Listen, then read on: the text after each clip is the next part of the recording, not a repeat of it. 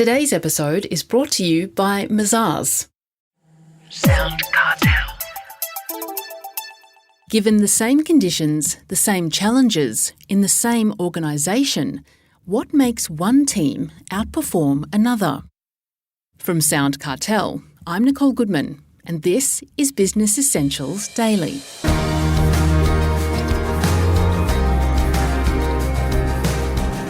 Well, there's no simple answer. Several factors might be holding you and your team back, which you really need to be able to recognise and act on. Performance and leadership coach Dan Haesler would like to show you how. Dan's worked closely with both corporate leaders and elite athletes, including helping Australian Olympians and Paralympians prepare for the Tokyo Olympics.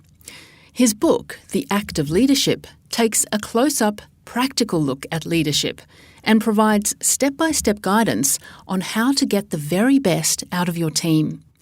Whether it's at an elite sports level or in business, Chris Ashmore asks Dan how leaders can nurture high performance from a team.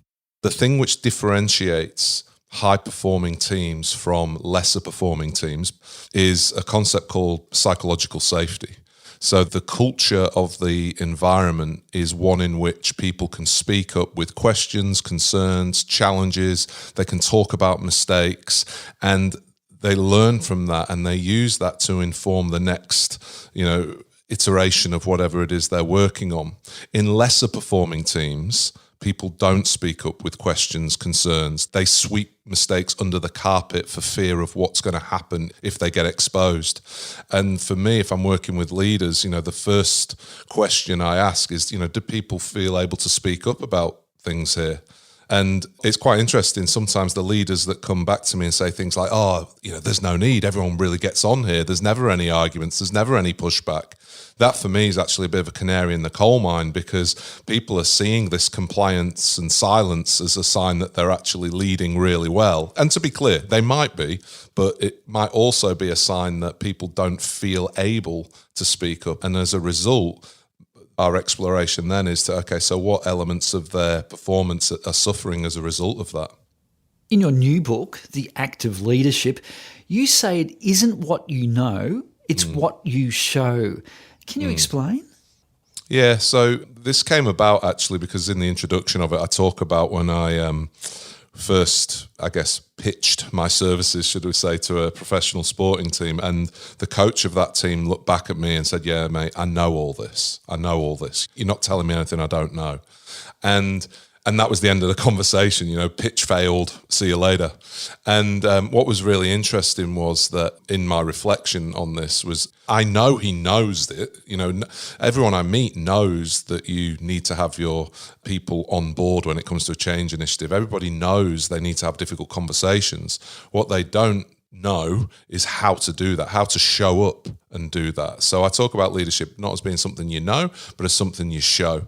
And those leaders who are all in their head, who think they know it all, I argue as soon as you think you know it all, you've probably stopped leading, because part of leading is being doubtful, and questioning and critical of what's going on. And so constantly trying to learn, whether it's new skills, whether it's learn about yourself, but crucially, of course, learn about your people, learn about the people who you're leading, because when it comes to leadership, it's about them more than it is about you.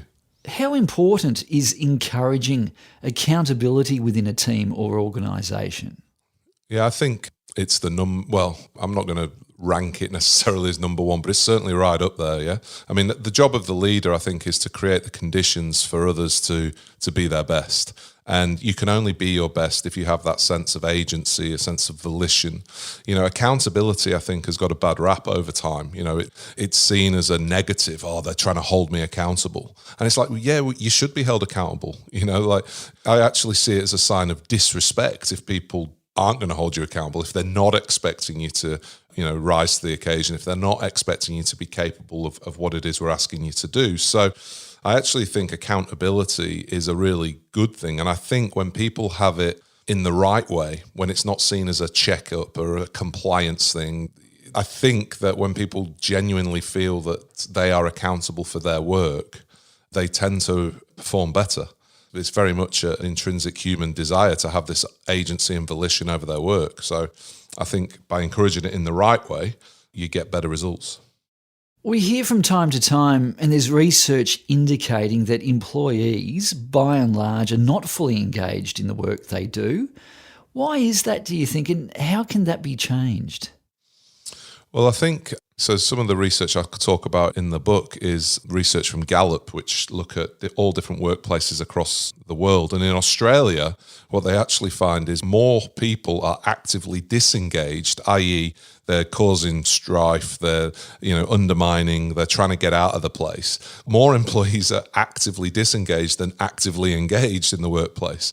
And then the rest, this kind of like middle group, are kind of just sort of floating between the two, kind of, I'll turn up, I'll do my work. But if something better comes along, I'm off.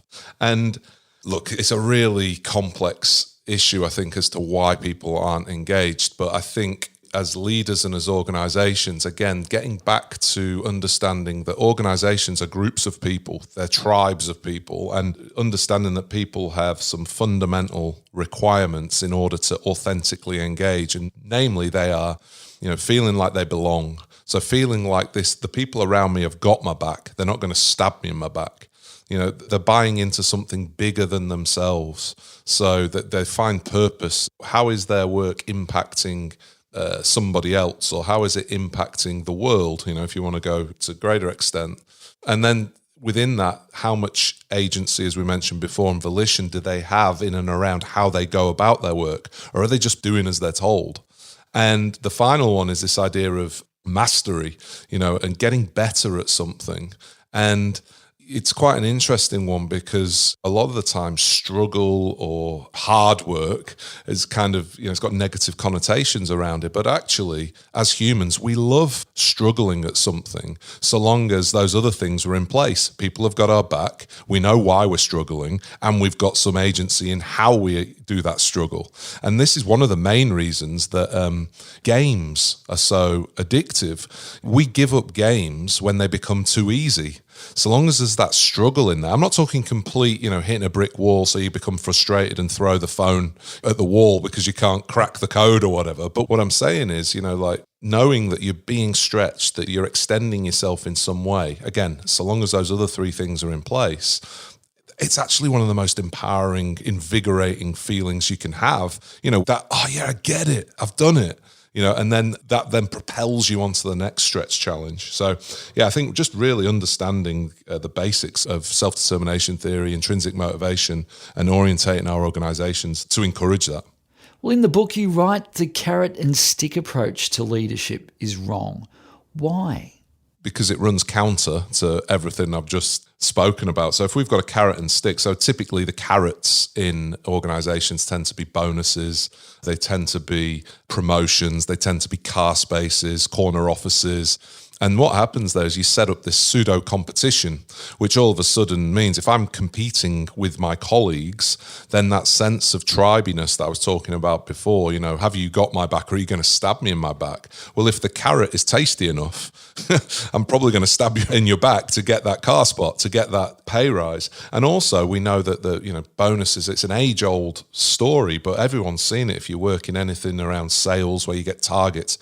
It literally dampens performance, because people make their targets, for argument's sake, say on the 25th of the month, and then roll all their sales from 26th, 27th, 28th into the next month. So they end up making less sales per month, but are rewarded for apparently performing better. So that's the carrot side of it. And the stick thing of it, look, fear is not a good motivator in any organization where you need collegiality, where you need creative thinking, where you're dealing with complex issues. And if working in a global pandemic isn't complex enough, we certainly don't need people fearful that if they make mistakes or if they don't do their job well enough, they're going to be punished.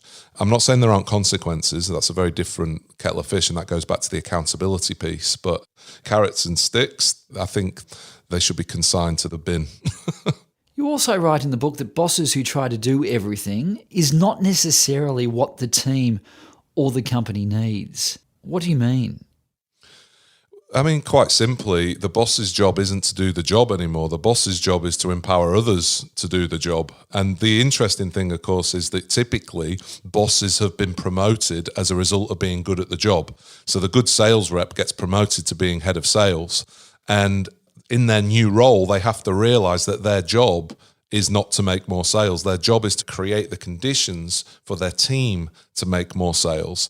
And what we see over and over again is when companies appoint their highest performer to be head of sales based purely on performance, then the performance of their direct reports actually reduce in the short and midterm.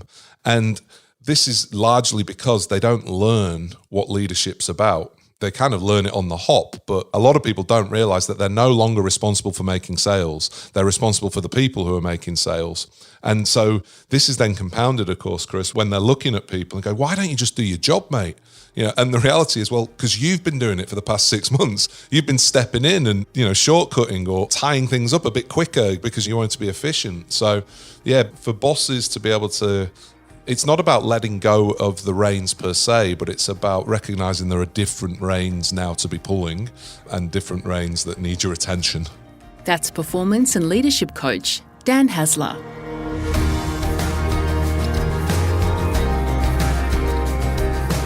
This episode of Business Essentials Daily is produced by the team at SoundCartel. Thanks for listening. I'm Nicole Goodman. We'll bring you more Be Daily tomorrow. Follow @BE Daily Podcast across social media and head to bedaily.com.au for more from the Business Essentials Daily podcast. SoundCartel. This episode was brought to you by Mazars. To find out more, visit mazars.com.au. That's mazars.com.au.